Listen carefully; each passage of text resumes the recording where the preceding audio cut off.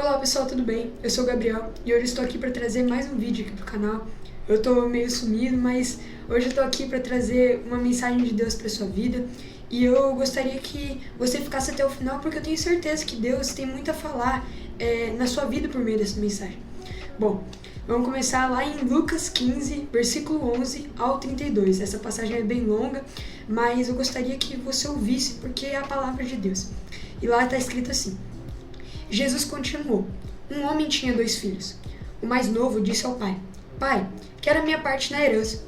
Assim, o pai repartiu a propriedade entre eles. Não muito tempo depois, o filho mais novo reuniu tudo o que tinha. Foi para uma região distante e lá desperdiçou os seus bens, vivendo desenfreadamente. Depois de ter gastado tudo, houve uma grande fome em toda aquela região e ele começou a passar necessidade. Por isso, foi empregar-se com um dos cidadãos da região, que o mandou para o seu campo, a fim de cuidar de porcos. Ele desejava alimentar-se com as vagens da alfarrobeira que os porcos comiam, mas ninguém lhe dava nada. Caindo em si, disse: Quantos empregados o meu pai tem comida com fartura, e eu aqui morrendo de fome? Vou me levantar, voltar para o meu pai e dizer a ele: Pai, pequei contra o céu e contra ti. Já não sou digno de ser chamado seu filho. Trata-me como um dos seus empregados. A seguir, levantou-se e foi para seu pai. Ele ainda estava longe quando o pai o viu, o qual, movido por compaixão, correu, abraçou-o fortemente e ternamente o beijou. O filho lhe disse: Pai, pequei contra o céu e contra ti. Não sou mais digno de ser chamado seu filho. Contudo, o pai disse aos seus servos: Depressa, tragam a melhor roupa e vistam nele. Coloquem-lhe um anel no dedo e calçados nos pés. Tragam um novilho gordo e matem-no. Vamos comer e festejar, pois este meu filho estava morto e voltou à vida. Estava perdido e foi achado. Então, começaram a festejar o seu regresso. Enquanto isso, o filho primogênito estava no campo. Quando se aproximou da casa, ouviu a música e a dança. Então, chamou um dos servos e perguntou-lhe o que estava acontecendo. Ele lhe respondeu: O seu irmão voltou, e o seu pai matou o novilho gordo, porque o recebeu de volta, são e salvo. O filho primogênito encheu-se de ira e não quis entrar. Então, o pai saiu e insistiu com ele. Ele, porém, respondeu ao seu pai: Olha, todos estes anos tenho te servido e nunca desobedeci às suas ordens. Entretanto, tu nunca me deste nem um cabrito para festejar com os meus amigos. Quando, porém, volta para casa este teu filho, que esbanjou os teus bens com prostitutas, matas o novilho gordo para ele. O pai disse: Meu filho, você está sempre comigo, e tudo o que tenho é seu. No entanto, tínhamos que festejar a volta deste seu irmão e alegrar-nos, porque estava morto e voltou à vida, estava perdido e foi achado. Bom, então aqui, nessa história, nós vemos primeiramente uma história muito conhecida, né? Uma parábola que Jesus contou quando ele estava aqui na Terra, e o nome dessa parábola é a parábola do filho pródigo. E aqui ele mostra um filho que, primeiramente, vamos dizer que ele é representado por nós, e um pai que é representado por Deus. E aqui a gente vê um filho que ele pede a herança para o pai. Só que o pai, é claro, dá a herança para ele, mas esse filho, ele não, por falta de sabedoria, por falta de maturidade, esse filho acaba gastando com diversas coisas, acaba se esbanjando com diversas coisas, acaba gastando com seus prazeres, e por isso ele perde tudo. Ele perde tudo aquilo que ele tinha recebido como herança do pai. E então, ele se torna escravo. Para ele conseguir sobreviver, ele se torna escravo. E a Bíblia diz que ele chegou a um ponto tão grave na vida dele que ele queria comer a comida dos porcos e não conseguia. E então aqui a gente percebe que quando nós decidimos sair de perto de Deus e nos voltarmos ao pecado, assim como esse filho fez, ele saiu de perto do pai dele, pegou a herança e se esbanjou com tudo e fez diversos pecados com toda certeza. E aqui ele fez de tudo, só que ele se tornou escravo, porque a gente vê que o pecado, ele nos deixa nesse ponto. O pecado, ele nos deixa no ponto de nos tornarmos escravos. O pecado, ele nos escraviza. A gente percebe que o pecado nos escraviza quando a gente vê que o pecado, ele vira um costume na nossa vida. quando a gente passa a fazer uma coisa ruim que não agrada a Deus, a gente acaba se viciando em fazer aquela coisa.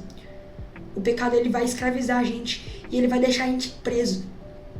E vai nos rebaixar a uma condição muito inferior. O pecado, ele no momento parece bom, porque pro filho no momento, quando ele pegou a herança e começou a gastar, para ele, com certeza foi prazeroso, foi uma coisa boa. Mas depois que ele fez tudo aquilo, caiu a ficha de que nada disso valia a pena. Se afastar do pai dele não valeu a pena, porque ele não teve sabedoria para gastar a herança dele, porque ele quis se esbanjar com diversas coisas. E quantas vezes nós, às vezes, nos afastamos de Deus por conta do pecado, porque a gente acha que o pecado é o melhor caminho, mas depois cai a ficha de que o pecado, ele nunca é bom. O pecado, ele vai nos escravizar e vai nos deixar em uma condição de que até mesmo comer a comida dos porcos vai ser difícil pra gente. A gente vê em Romanos 3, capítulo 23, que está escrito assim: porque o salário do pecado é a morte, mas o dom gratuito de Deus é a vida eterna em Cristo Jesus, nosso Senhor. Então, mais uma vez aqui, um versículo que diz que o salário do pecado é a morte. Então, além de nos escravizar, o pecado, ele vai nos levar à morte. E o pecado, ele nos leva a uma morte que é muito além da morte aqui. É uma morte eterna, que no caso é o inferno. Então, o pecado, ele nos escraviza aqui nessa terra e ele nos leva para o inferno. Ele nos leva para uma vida longe de Deus. E no pecado não há nada de bom.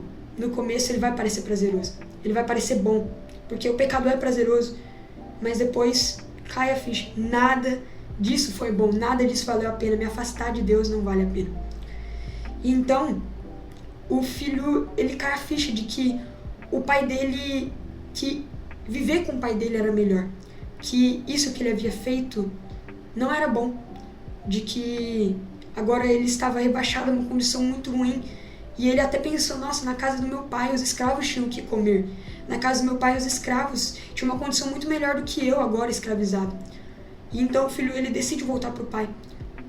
Só que ele estava decidido a voltar para o pai em uma condição de se tornar escravo, só que para o pai dele. Ele estava achando que o pai dele iria ficar bravo com ele.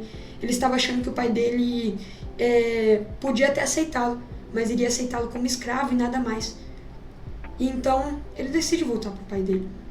E então ele volta para o pai dele, e no momento em que a Bíblia conta que no momento em que, antes mesmo dele chegar perto do pai dele, quando o pai dele avista ele, em vez de o filho ir correndo atrás do pai dele, o pai vai correndo atrás dele, mas não vai correndo com ódio, não vai correndo com ira, não vai correndo com julgar. O pai dele vai correndo com amor. Ele vai até o filho dele e dá um abraço. A Bíblia diz isso. O pai dele chega e abraça o filho que estava perdido. E o filho, ele solta uma frase de arrependimento: pai, eu pequei contra ti e contra os céus e contra Deus, algo assim. E ele fala: me faz tornar um escravo seu. Mas o pai, ele não deixa o filho dele se tornar escravo. O pai dele faz com que o filho dele volte a ser filho. A Bíblia relata que o pai pediu para um dos servos dele colocar um anel no dedo dele.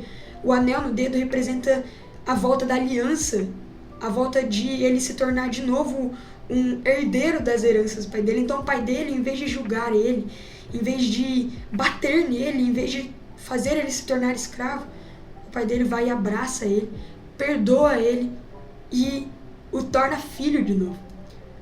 E essa é a realidade. Deus, ele não vai chegar pra gente depois que a gente peca e vai apontar o dedo na nossa cara e vai falar: você errou, agora o seu destino é o inferno. Não. O que Deus espera da gente é que a gente seja assim como esse filho, que estava disposto a se arrepender. O filho chegou ao pai dele e se arrependeu. E é isso que Deus quer. Deus quer que a gente se arrependa de todo o nosso coração. Deus, ele quer que a gente esteja somente com o coração disposto a reconhecer o erro, a pedir perdão a ele e a voltar a viver uma vida para ele, longe desse pecado que a gente caiu. Então, a gente percebe que Deus, ele vai estar lá para nos amar. Deus está aqui para nos amar. Ele entregou o único filho dele para que a gente pudesse ter a vida, para que a gente pudesse ter a comunhão de novo com Ele, para que a gente pudesse ter um relacionamento de novo com Ele. Deus entregou o único Filho dele para que a gente não fosse mais para o inferno, para que o salário do pecado não fosse mais sobre nós, e para que a gente tivesse agora a vida eterna, para que a gente tivesse agora a vida com Ele e uma vida depois da morte, uma vida onde não vai ter mais morte, não vai ter mais choro, não vai ter mais tristeza, não vai ter mais dor, uma vida eterna com Ele. E aqui a gente percebe a infinidade do amor de Deus. A Bíblia diz que o amor de Deus, ele é incompreensível, ele é o amor que lança fora todo medo. O amor de Deus, ele é maravilhoso. E a gente deve se apoiar nesse amor. Então, aqui Deus ele mostra que não importa qual foi o tamanho do seu pecado. Não importa o que você fez. Importa se você está com o coração disposto a voltar para Ele. Porque Deus ele vai nos perdoar. Com o seu infinito amor, com a sua infinita graça, Deus vai nos perdoar. E Ele nos perdoa. Aqui a gente também percebe que quando o pai ele olha para o filho, muito provavelmente esse filho que já tinha se tornado escravo, já tinha feito diversas coisas, ele estava todo sujo, talvez com as roupas rasgadas, talvez com a barba grande, com o cabelo grande, mas o pai da mesma forma reconhece ele. E da mesma forma, Deus ele nos reconhece. Ele nos criou, e independente de como nós estamos, Deus nos reconhece como um filho. Deus ele nos ama. E Ele está sempre disposto e de braços abertos para nos perdoar e para nos abraçar. Deus, Ele quer que nós sejamos o filho dEle, que nós reconheçamos a nossa identidade nele. E nós somos criados à imagem e semelhança de Deus e somos filhos de Deus. Então, Deus quer que a gente entenda que a gente não precisa quando a gente cai, a gente não precisa ficar no chão. A gente só tem que se levantar e olhar para Ele, olhar para o amor dEle, olhar para a graça dEle, porque Ele nos ama, Ele nos reconhece, Ele nos perdoa, Ele nos traz a misericórdia dEle. E a gente só deve se apoiar nesse amor dEle e nos fundamentos dEle. É claro que depois que a gente erra, a gente não pode ficar na mesma, a gente tem que se voltar para Ele. Mas nesse relacionamento com Deus é inevitável, infelizmente, o ser humano cair, porque o ser humano ele tem uma natureza que aponta para o mal. Mas aí que entra a graça de Deus. A graça de Deus que está lá e nos perdoa e nos ajuda a levantar e a voltar ao nosso caminho. E então, aqui a gente vê também o filho primogênito. Esse filho primogênito, ele chega e ele vê uma festa acontecendo na casa do pai dele. E essa festa estava acontecendo porque o pai fez uma festa porque o filho voltou. O pai ele matou um novilho gordo e celebrou. Porque o filho dele havia voltado da morte, havia voltado do pecado, havia voltado dessas coisas. E o filho primogênito, em vez de ficar feliz porque o irmão dele voltou, ele sentia inveja, ele fica bravo com o pai dele.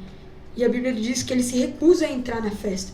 E então o pai dele ele sai e conversa com ele, fala: filho, vai lá, não fala isso, mas ele meio que o pai dele tenta convencer ele para entrar na festa, mas o filho não quer. O filho rejeita esse convite. E ele fala: nossa pai, esses anos todos eu tô aqui e eu te sirvo, eu nunca te abandonei e você nunca nem matou um novilho gordo para mim. Nunca matou um novilho gordo para celebrar isso. O filho ele sente inveja. Então tem uma parte aqui que me toca muito. Quando o pai ele fala pro filho: filho, você já tinha tudo. E muitas vezes aqui a gente percebe que a inveja ela nos impede de celebrar. Em vez de o filho primogênito ir lá e celebrar a volta do irmão dele, ele fica com inveja e decide ficar lá. E além disso, esse filho primogênito não percebia que ele já tinha tudo ao lado do pai dele. E muitas vezes a gente está do lado de Deus, a gente não percebe que do lado dele a gente tem tudo. Que a gente pode usufruir daquilo que Deus dá pra gente. E foi isso que o filho mais velho, ele não percebeu. Ele não percebeu que unido com o pai dele ele já tinha tudo. E através disso ele sente inveja. E aqui a gente percebe que a gente não pode ter inveja. A inveja ela vai nos impedir de celebrar aquilo que Deus nos dá.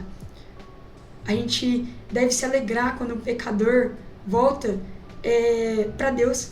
A Bíblia ela relata em Lucas 15:7 que há mais alegria no céu por um pecador que se arrepende do que por 99 justos que precisam se arrepender. Então, gente, se há alegria nos céus por um pecador que se arrepende, aqui na terra também deve haver alegria. E nós devemos celebrar com os nossos irmãos. Nós devemos celebrar por aquele que volta à vida, por aquele que aceita Cristo. Nós devemos celebrar quando os nossos irmãos, eles conseguem algo bom. Nós devemos nos alegrar com os nossos irmãos e não sentir inveja dele. Porque quem sentia inveja era Lúcifer. Quando ele ainda era um anjo e estava lá no céu, ele sentia inveja de Deus. Ele sentia orgulho e por conta disso, ele foi expulso do céu. E da mesma forma a gente não pode sentir inveja, porque a inveja não é uma coisa boa. A inveja ela vai nos corroer por dentro e ela vai nos afastar de Deus. Bom, essa foi a mensagem que Deus quis falar com você. E eu espero que você tenha sido muito tocado pela mensagem de Deus, pela palavra de Deus que é viva e eficaz.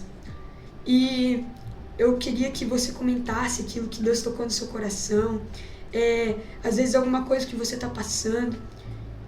E também queria que se você foi realmente tocado, deixasse o like, se inscrevesse no canal para que essa mensagem fosse compartilhada, para essa mensagem ser compartilhada para outras pessoas. E compartilha para um amigo seu, compartilha para sua mãe, para seu pai, para todo mundo. Porque é muito importante levar esse evangelho que mostra o tamanho do amor de Deus para outras pessoas. Bom, quero agradecer por tudo e tchau, tchau.